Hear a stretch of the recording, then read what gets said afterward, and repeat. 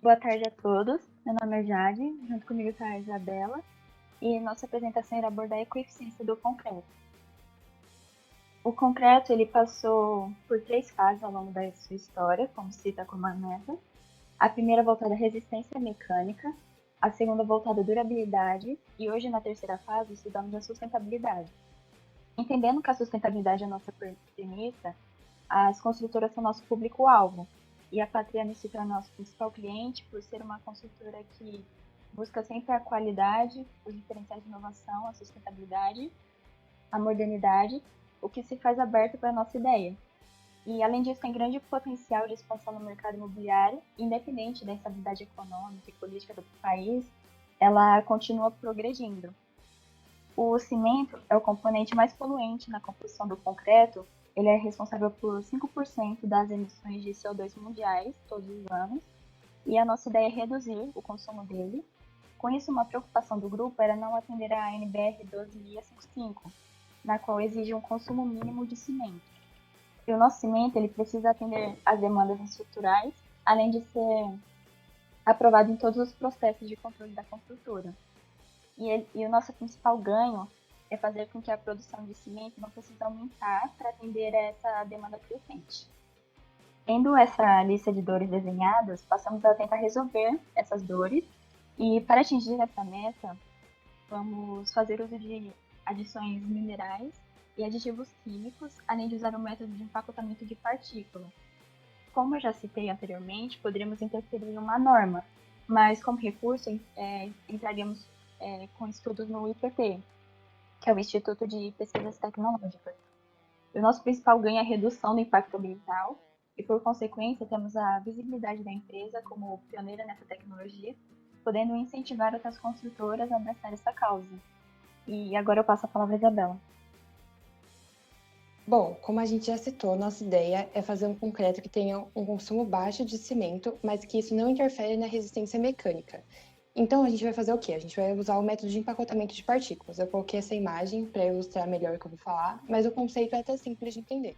Você precisa de partículas menores para preencher o espaço das partículas maiores, e assim sucessivamente para você ter o menor índice de vazio dentro do concreto.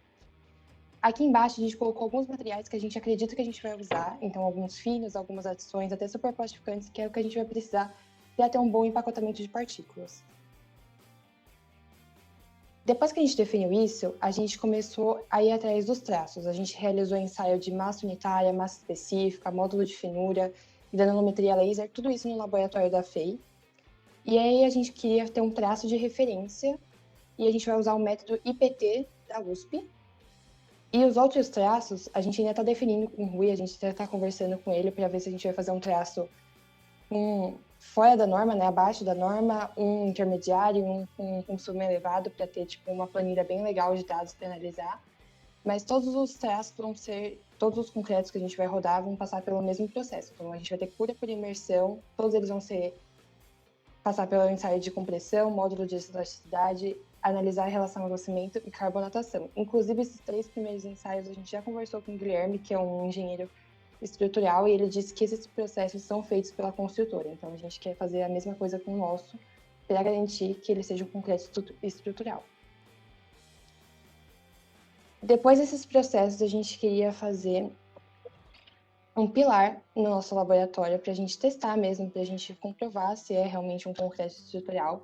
Aqui eu vou assumir que eu não tenho tanta habilidade, não tenho tanto conhecimento em desenhar estruturas, essas coisas ainda. Então, pode ser que esse pilar ainda tenha algumas coisas para ser revisada, tipo alguns dos estribos, alguns arranques a mais. Mas, basicamente, essa daqui é a forma do pilar que a gente está tentando desenhar e a armadura dele.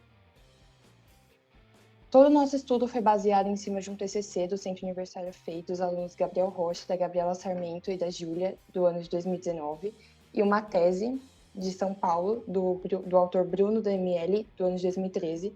Todos os ensaios teve ajuda tanto do professor Rui, do Departamento de Civil, quanto do professor Rodrigo Condota, do Departamento de Química. E quem ajudou e abraçou o projeto foi a nossa engenheira Carla, que ela sempre se mostrou bem solícita e sempre se fez disposta à nossa proposta. Bom, infelizmente o tempo é curto, não dá pra gente alongar muito. Esse foi o trabalho, essa é a nossa ideia. Se alguém tiver alguma dúvida, alguma pergunta,